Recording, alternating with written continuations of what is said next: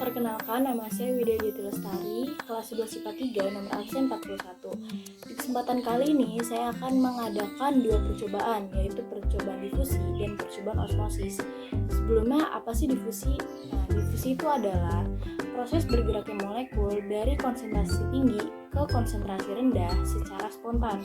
Sedangkan osmosis adalah proses bergeraknya molekul dari konsentrasi tinggi ke konsentrasi rendah melalui membran semipermeabel hingga keadaan menjadi seimbang.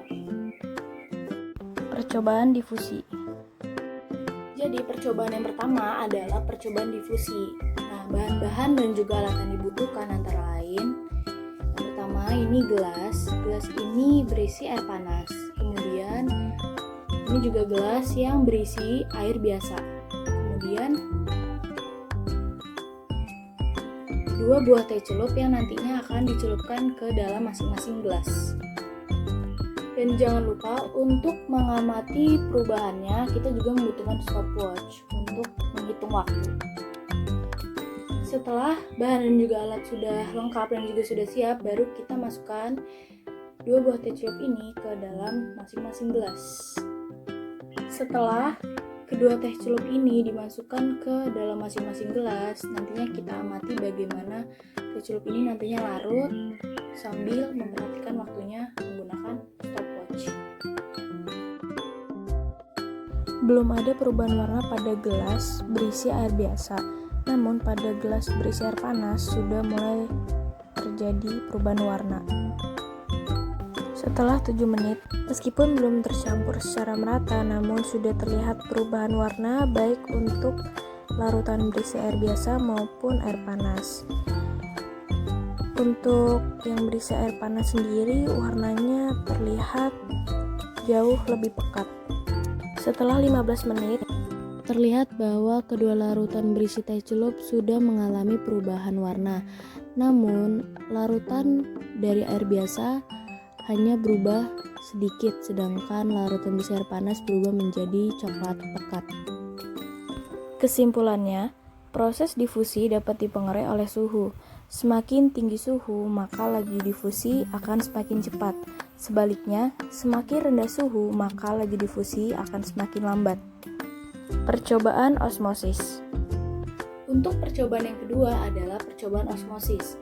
Bahan-bahan dan alatnya antara lain dua buah gelas yang di dalamnya sama-sama berisi air biasa. Kemudian ada 2 potong kentang serta garam. Mari kita mulai percobaannya. Setelah air sudah dituangkan ke dalam 2 gelas ini, kemudian salah satu gelas yang berisi air ini kita tambahkan dengan garam.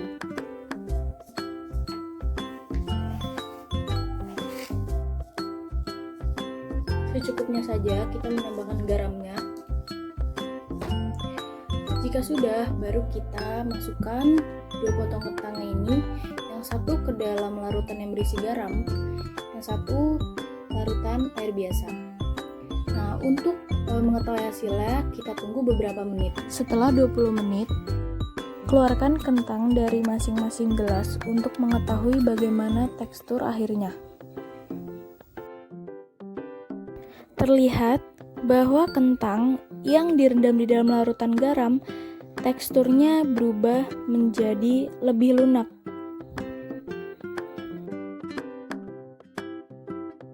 Sedangkan kentang yang direndam di dalam air biasa, teksturnya tetap keras dan tidak berubah menjadi lebih lunak.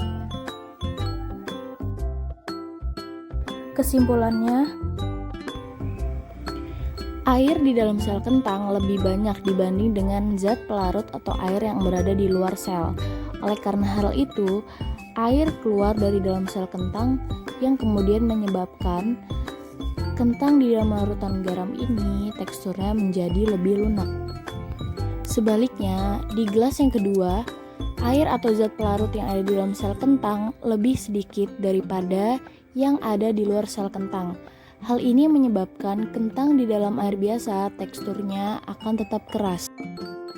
Demikian percobaan kali ini mengenai difusi dan osmosis. Mohon maaf apabila masih ada kekurangan. Terima kasih.